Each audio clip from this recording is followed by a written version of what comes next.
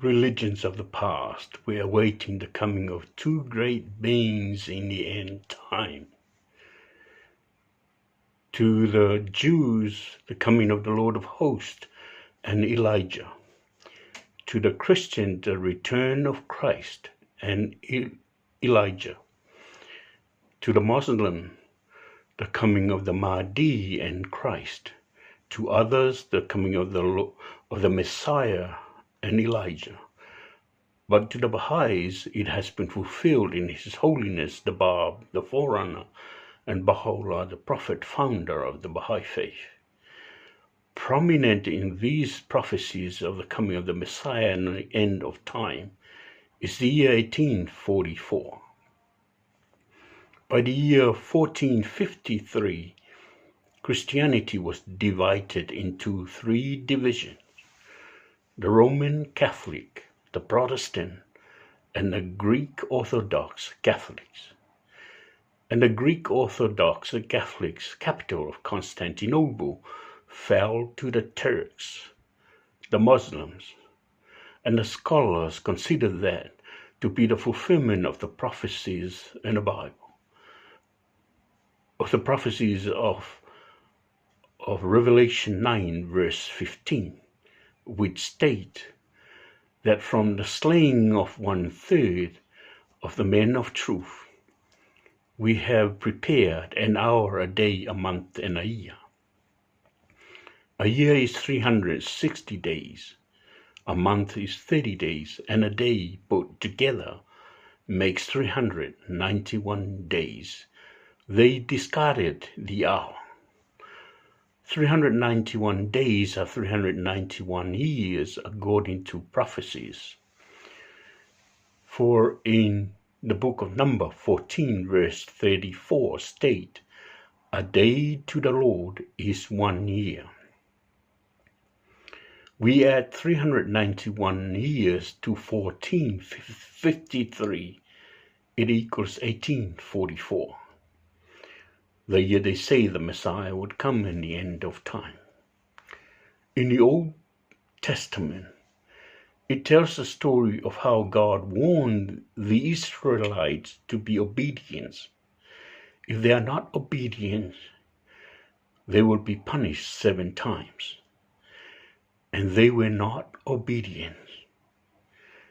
Jeremiah 49 verse 38. Ezekiel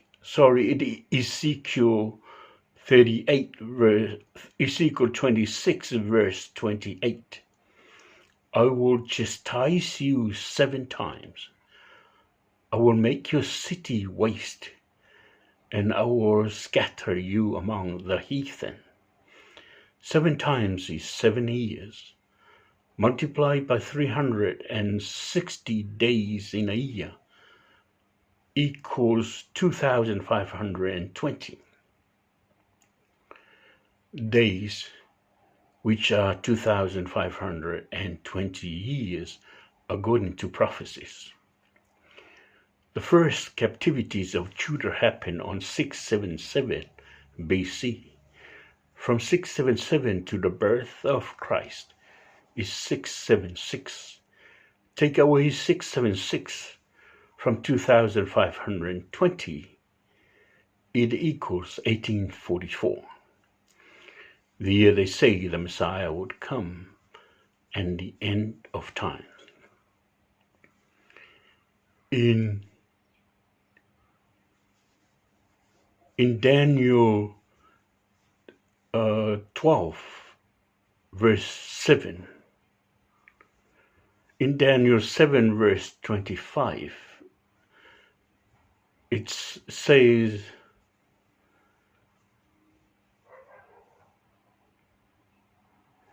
in Daniel 10 verse 1 state that the Messiah would come following time and times and the dividing of times. The same prophecy is mentioned in Daniel 12 verse 7 but slightly different wording. The Messiah would come following a time and times and a half. Time is a year. Time and times and a half is 3.5 years. Multiply by 360 days in a year equals 1260 days, which are 1260 years according to prophecies. But these are lunar years, for the Muslim calendar is a lunar calendar, and it equates to 1844 of the solar Christian calendar. These two dates, 1260 lunar and 1844 solar, match. You can even match them mathematically. 1260 multiplied by 354 days in a lunar year equals 446,040. Divided by 365 days in a solar year equals 1222. Islam started in 622. You add 1222 to 622, it equals 1844. These two dates match perfectly.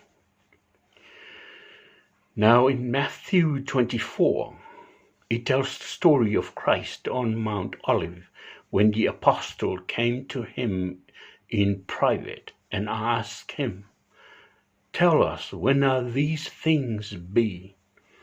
And what are the signs of your coming and the end of the world?" In his answer, he gave 3 promises.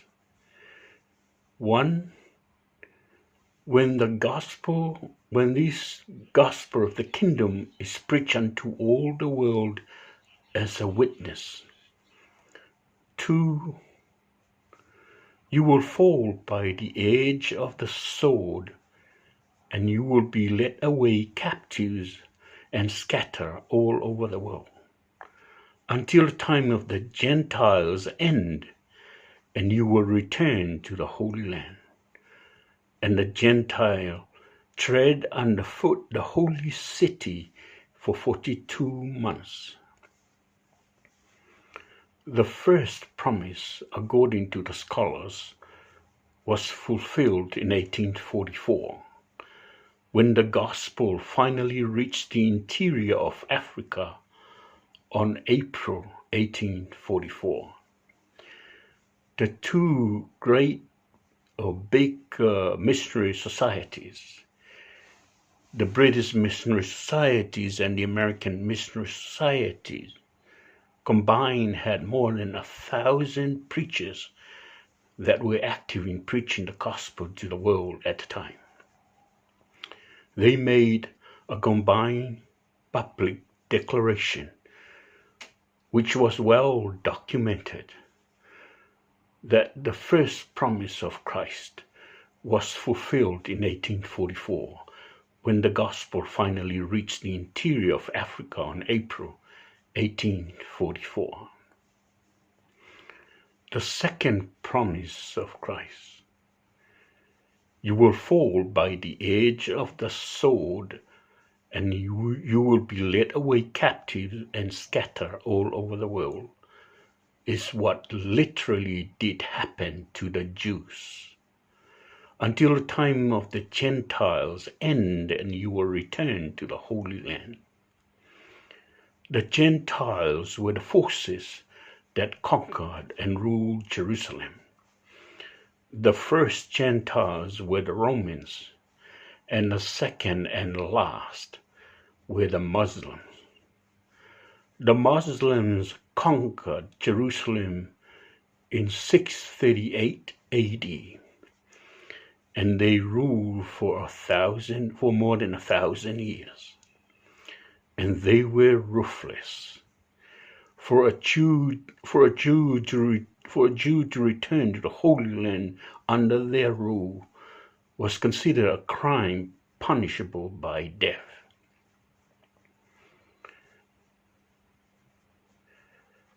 And they will tread underfoot the holy city for 42 months, meaning they will desecrate the holy city of Jerusalem for 42 months. 42 months is multiplied by 30 days in a month equals 1260 days, which are 1260 years according to prophecies. But these are lunar years because the Muslim calendar is a lunar calendar, and it equates to 1844 of the solar Christian calendars. On this year, 1844, on the 21st of March, a treaty was signed called the Edict of Toleration to give the freedom of religions in the Holy Land, and basically to allow the Jews to return to the Holy Land after more than 1,000 years being led away captives. It was signed by Turkey and Britain. Why Turkey and Britain? Turkey was the headquarters of the Muslim Caliphate of the Ottoman Empire that ruled Jerusalem at the time. Britain became the protectorate of Palestine at the time. All the scholars agreed that the second promise of Christ was fulfilled in the signing of the Edict of Toleration. Promise number 3. When mankind see the abomination of desolation spoken by Daniel the prophet that stands in a holy place, let him read, understands the vision. The chapters of Daniel that deal with this promise are chapter 8 to 14 inclusive. Not only tells us about the second coming of Christ, but also his first coming. In Daniel 9 verse 24, state, from the edict to rebuild Jerusalem to the Messiah's cut-off, meaning sacrifice, we have appointed 70 weeks. 70 weeks is multiplied by 7 days in a week equals 490 days, which are 490 years according to prophecies. The edict to rebuild Jerusalem was issued by 3 kings. First by King Cyrus in 536 BC, and it went unfulfilled. The second by King Darius in 519 BC, and it went unfulfilled. And the third by King Artaxerxes in 457 BC, and the fourth by the same King Artaxerxes in 444 BC, and it fulfilled and completed the rebuilding of Jerusalem. But Daniel is referring to the edict issued by Artaxerxes of 457. Christ was said to be 33 years old when he was crucified. We add 33 to 457, it equals 490.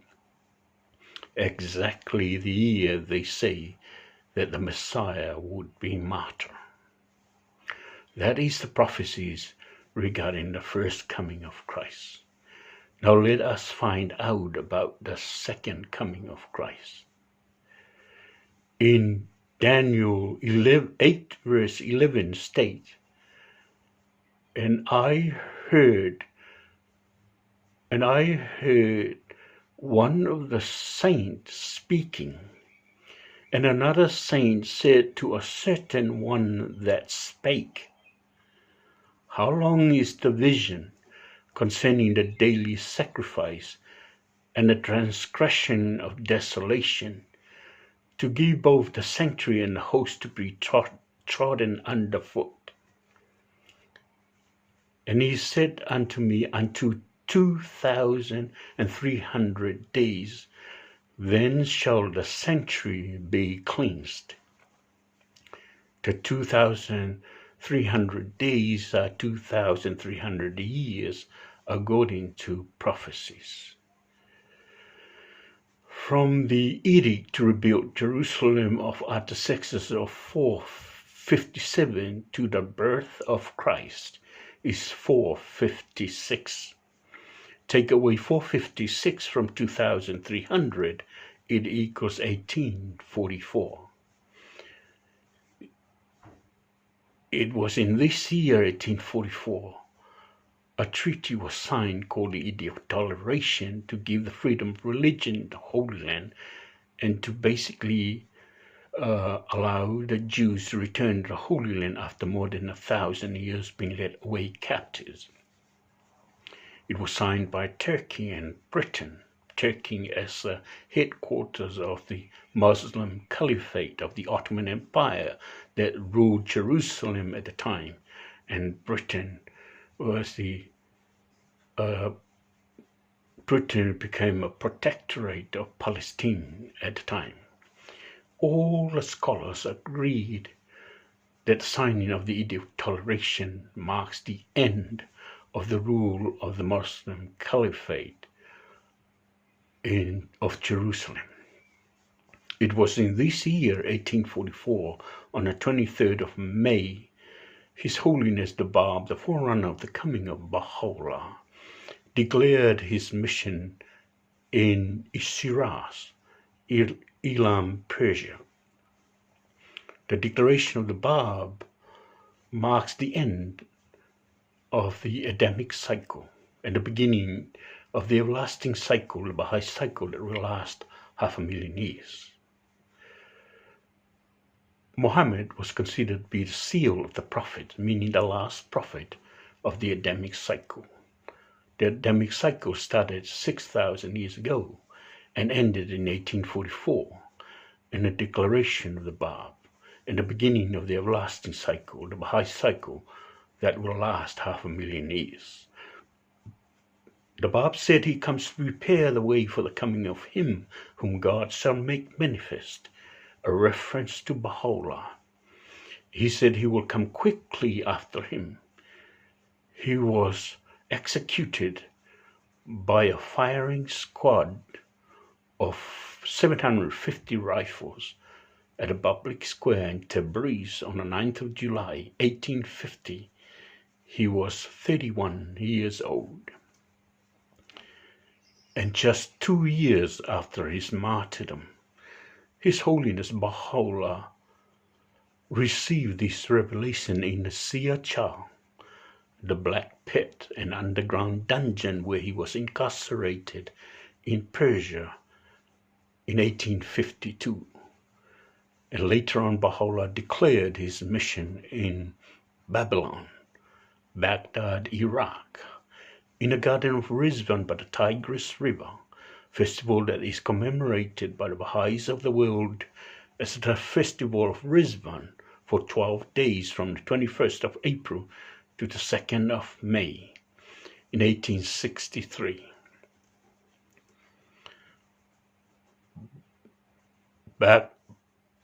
Babylon is mentioned in the Bible as a holy place. In Matthew 24,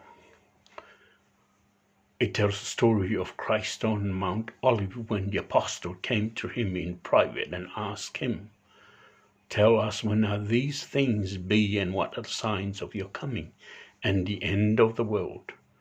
In his answer he gave 3 promises. And one of these promises is when mankind see the abomination of desolation spoken by Daniel the prophet that stands in a holy place. That holy place mentioned here is Babylon. When Daniel had his vision, he was in Babylon. You might ask, what is the prophet of Israel doing in Babylon? King Nebuchadnezzar of Babylon and the Babylonians invaded Israel 600 years before Christ, or year 586 BC to be precise, and they exiled most, if not all, of the Israelites to Babylon. That is how Prophet Daniel ended up to be in Babylon. All Daniel's vision happens while he was in Babylon. Babylon was made holy by the footsteps and the presence there for 10 years of the Lord of hosts, His Holiness Baha'u'llah, when he was exiled there by the Persian authorities.